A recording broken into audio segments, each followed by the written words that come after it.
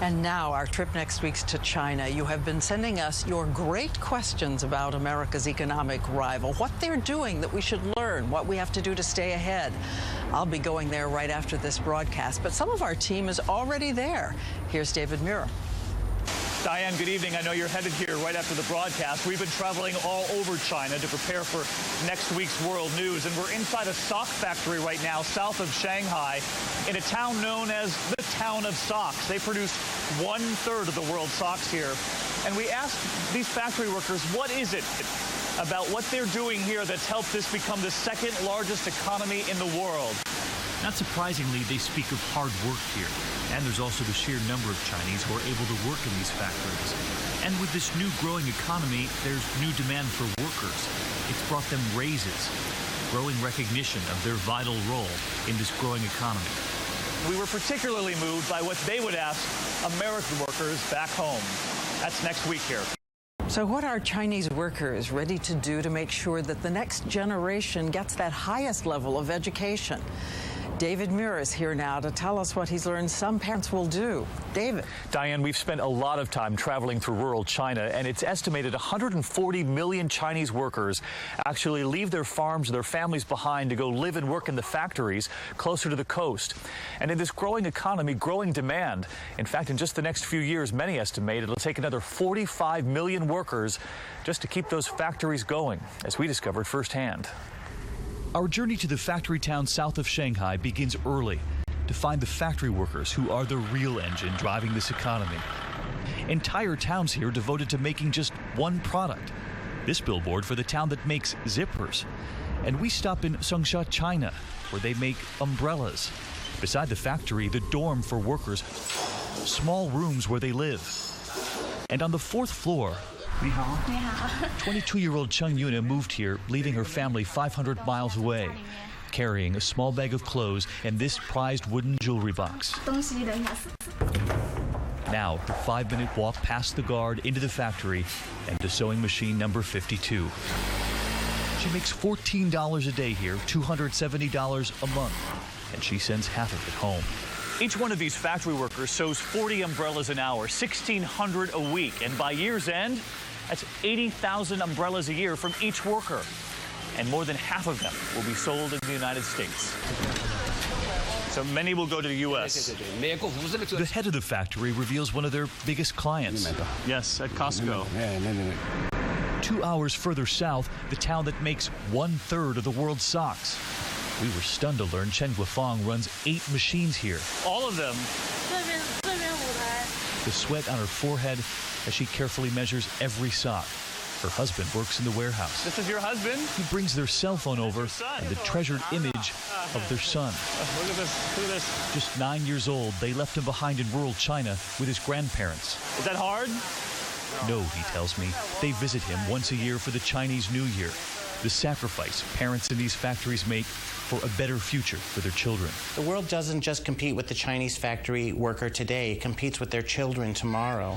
China's educating its young better than ever. We have to provide even better resources for ours. With the economy already on the move here, the trucks lined up right in the middle of the highway, waiting for those buttons, those zippers, and the toys. They were eager to show them off. Hello, ni hao. Say mommy. Mama. Say daddy. In China, it seems, Christmas has come early. Santa Claus. So many goods headed back to the U.S., including those umbrellas.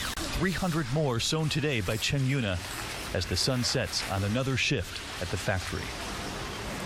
The next generation of factory workers here in China, many of whom say they have no interest in returning here to the Chinese countryside.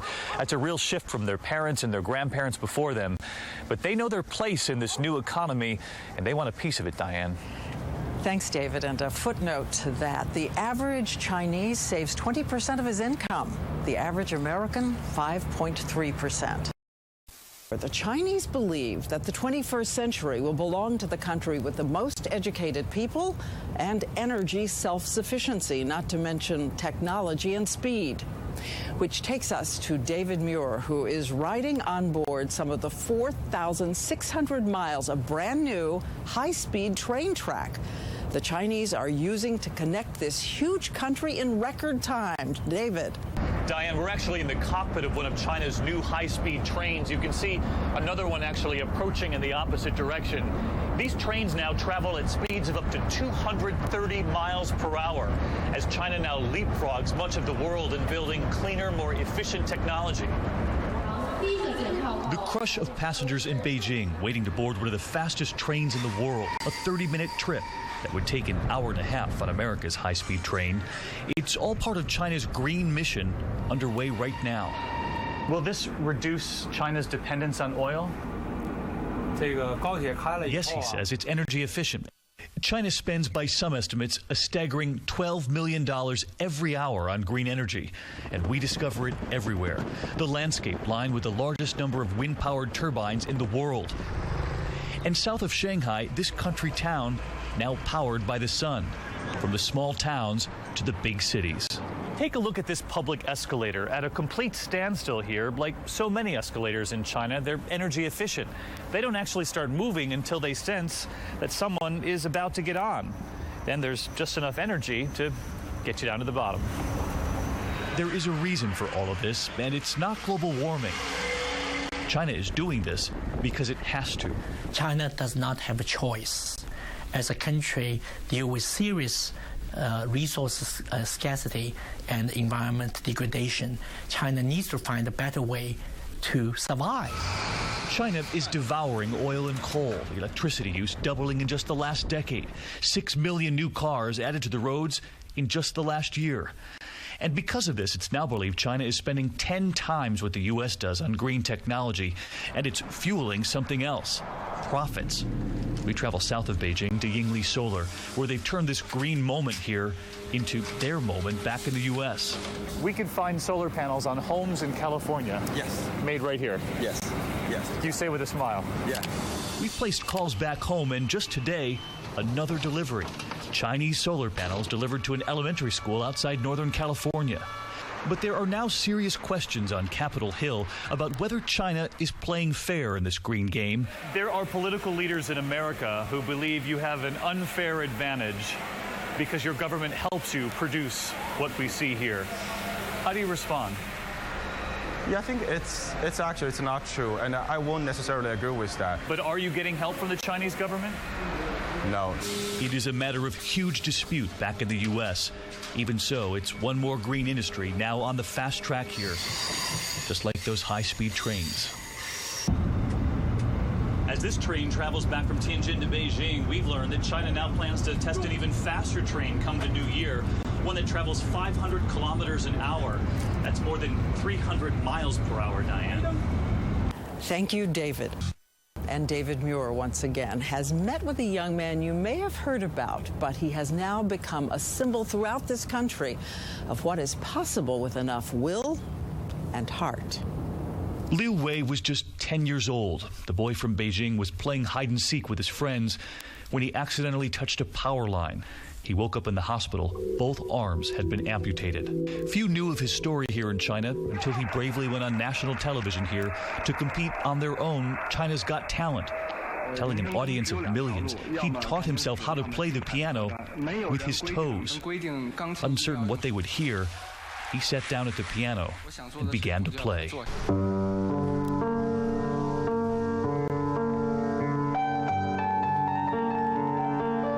The crowd was stunned as he performed the French piece, Mariage d'Amour.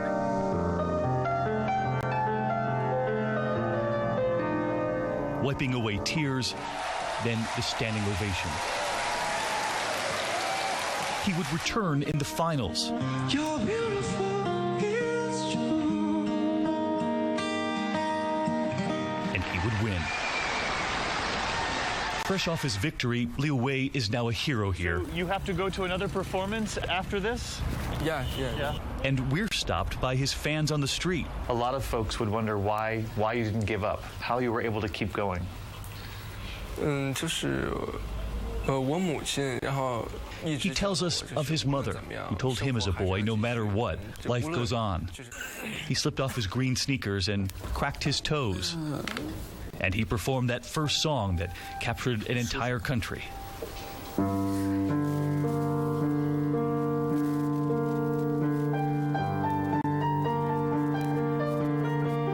crew from America just as moved Bravo, bravo. as the millions here in China before us. David Muir, ABC News, Beijing.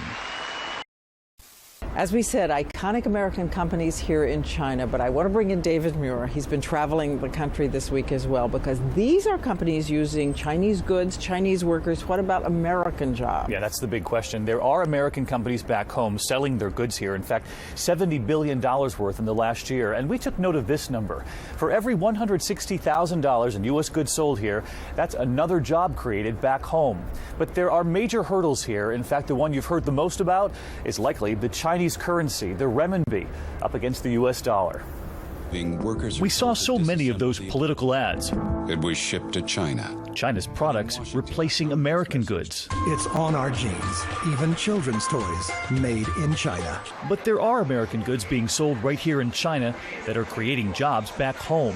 That $70 billion worth of U.S. goods sold here last year, creating some 437,000 American jobs. Motorola and its cell phones. Tyson Foods and its chicken. $200 million worth of chicken shipped to China every year. And Boeing expected to make 3,700 more planes for China in the next 20 years.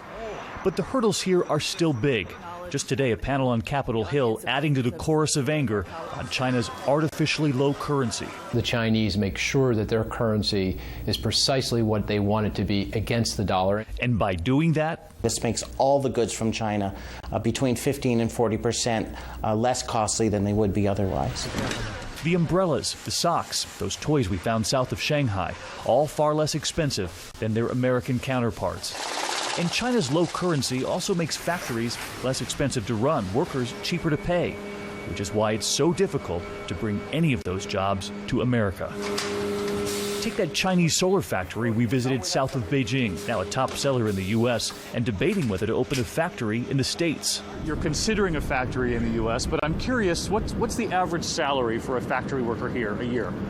Yeah, typically they would pay on average $5,000 US. $5,000? Yeah. How could that work in the U.S. then? He does acknowledge he'd have to pay more in the States, but he says they'd be closer to the American consumer and closer to American innovation.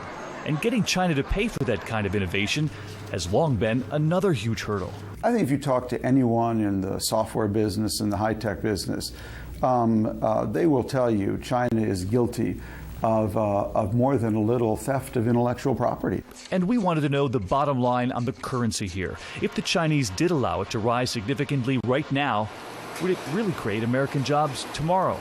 Even if the Chinese allowed their currency to appreciate very rapidly, it would make a big difference to American jobs. We wouldn't be able to export a lot to them quickly, and it would make imported products from China much more expensive.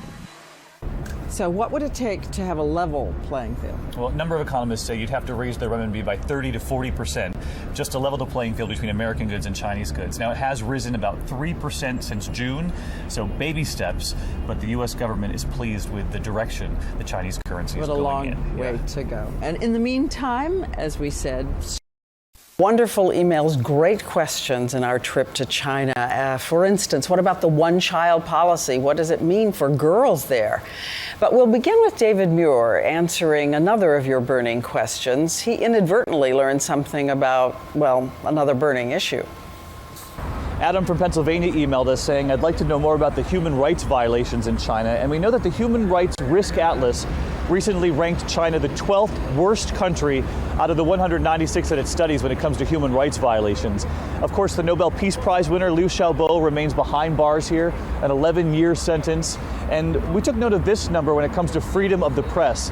It's estimated 80% of the relevant information that we get on the internet, back home, on TV, in the newspaper, is never published here in China. The next email from Patrick in California. I'd love to see the current conditions of the polluted environment, and we just wanted to show you the sun. This is right in the middle of the day here, and you actually can see the haze over the sun. Ni hao. You want to see my passport? Yes. This is when it comes to freedom of the press, right here. Checking my passport outside Tiananmen Square. So they've given our passports back, so we'll get back to this pollution question. I showed you the sun a moment ago, that haze that you see in the sky here, that's a daily occurrence. And the U.S. Embassy actually tweets the air quality here on a scale of 0 to 500. We checked it for this question, it's at 478. Anything above 300 is considered hazardous. As we close out this week of travel to China, we decided to pull together a portrait of America through Chinese eyes. And David Muir tells us what they think about this country they view from 7,000 miles away. As we traveled through the small towns and the big cities in China, that simple question, how do the Chinese see us? So many words to describe America. A powerful military, a rich country, the freedom, and some of the words worrying. It's very dangerous there. Everyone can carry a gun. They love our movies. Do you know Do, Re, Mi?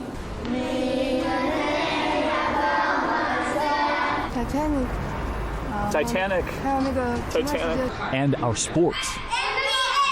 And of course, American food. Do you eat any foods from America? Hot dogs. From our food to our faces. One child notices what's different about Diane. And for all the talk about America and China's growing economic might, those soybean farmers south of Shanghai who told us, I believe the U.S. is better than China, far more advanced. And this woman who actually shakes her head when we tell her China is now the second largest economy. But this family is now just getting a taste of it, eager to show Diane their new refrigerator. Pepsi. The older children here all have computers. Do you spend a lot of time on the internet? Internet? Yes. Yes, you do. And cell phones too, like that factory worker who works 8 machines at the sock factory. Look at this, look at this. That image of her son left behind in rural China to come find work to support him. She imagines America as a great country. This new mother just had a job interview, and like so many Americans looking for work, they've told her to come back again. So one down, another one to go. Maybe. Good luck. Thank you. And then there were the train workers who described Americans in one word. You think Americans are polite. We think you are polite. And finally, with so much talk about America and our relationship with China, the possibilities from the children. What do you hope when you grow up that America and Chinese people will do together? This little boy says he hopes the Chinese and America will be good friends. This little girl hopes we'll chat online. Yes. And this boy hopes we work together. Such precious faces. They also spoke of Avatar, their favorite movie, and of Lady Gaga on their iPod. And Diane, if you'll indulge me, I know you were in Phoenix a week ago tonight, so someone did the math in the newsroom from Phoenix to Shanghai to Beijing back to New York, 24,737 miles. I hope somebody has dinner waiting for you. Thank heaven for eye drops for blue eyes. And sleep on the plane, right? Yes, it was a great trip. Great.